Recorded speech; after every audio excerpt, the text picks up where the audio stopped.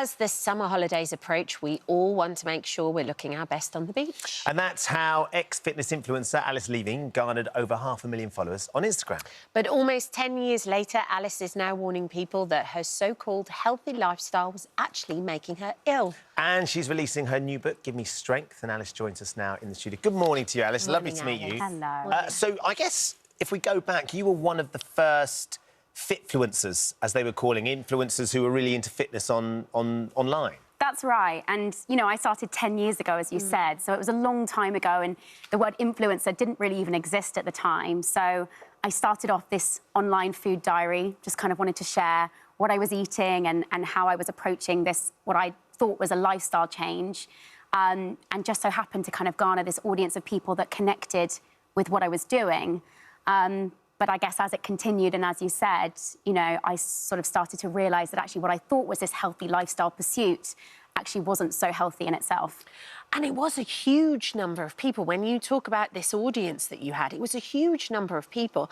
And you were kind of projecting, you were putting out recipes and lifestyle choices, but you were actually exhausted too. You were training so much.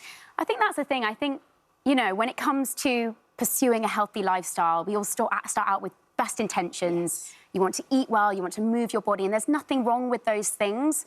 But I think that as many people, and I've spoken to so many women across the years who kind of go down the same path where you start to get a little bit connected to doing more and then doing more. And what we know about health and fitness is more doesn't always equal better.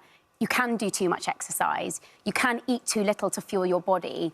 And so understanding that there is that tipping point, you know, yes, those things matter, but actually going too far with them can actually take you in the opposite direction. So your account, Clean Eating Alice, was hugely popular, as we said. But how bad did it get? Because I've looked back at some of your bits and pieces that you were posting, and there are Instagrammers and there's fitfluencers, as they're called now, that look very similar. You can see you on the left there. You're looking strong, you're looking athletic, but you're a fraction of the size of the person on the right, who you're saying is a much healthier, much happier person.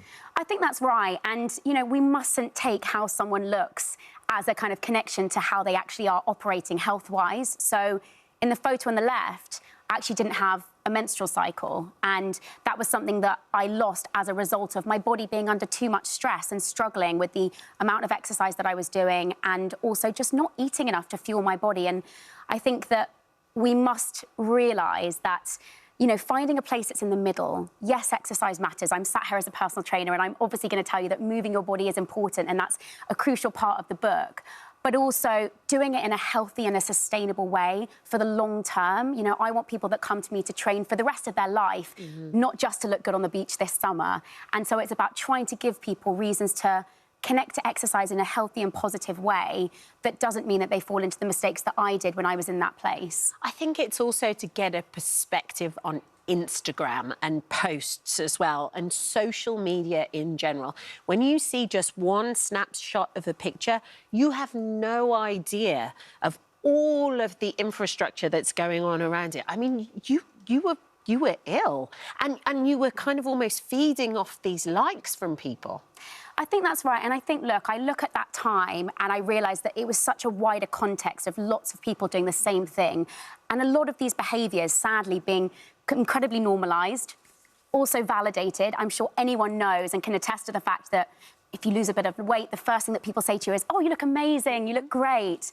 And that can be really nice. And suddenly when you start hearing that a lot, it kind of feeds into that nice, happy feeling of validation. And so you continue those behaviours. But I guess the reality is that you're right. Instagram is never the full picture. We all need to take it with a pinch of salt. And, you know, I started my page when I was 22. I was really young. I made mistakes, and haven't we all? And I've gone on a journey over the last however many years to learn to do better. And I've taken my audience on that journey with me, and I'm grateful for the fact that there are so many people who've actually connected with what I've done and who feel very similarly to how I am. I said in the book, you know, I don't see myself as unique. In fact, I speak to so many women who have the exact same story as me and who are trying to find peace with their bodies, not to feel as though every day they look in the mirror and go, I hate myself, or punishing their body through exercise, or, you know, constantly feeling that Monday is a day that they've got to start back on that diet bandwagon. All of these things are things that I think women connect to.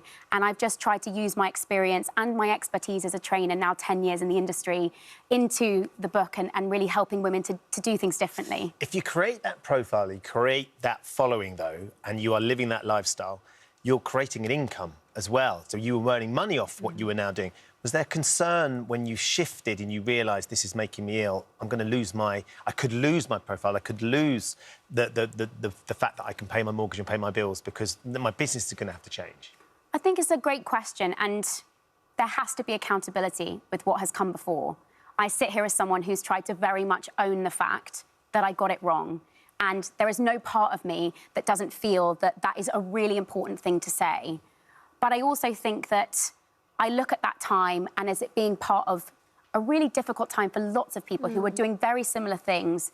And I realise that life is about learning to do better. And I've always tried to be now authentic, transparent and honest. And if you're that to people and you give them honesty and you take them on that journey with you, you'll find that people can really then connect to what you're saying and find some similarity between what I went through and what they are going through too. So I think that's been really important, and that's been at the heart of my journey. And the book is I guess, lifting the lid on a lot of that stuff and trying to say, look, I could have done better, and here's how. And actually, because of what I've gone through, here's how I think that things can change for the better. Well, look, Alice's book, Give Me Strength, How She Turned Her Back on Restriction, Nurtured the Body That She Loves and How You Can Do It Too, is available right now. Thanks, Alice. It's a really brave move, actually, and I've got a niece, and I think that's a really good thing to tell girls and other women too. So thank you for coming on. Thank you so much for having me. Thank you.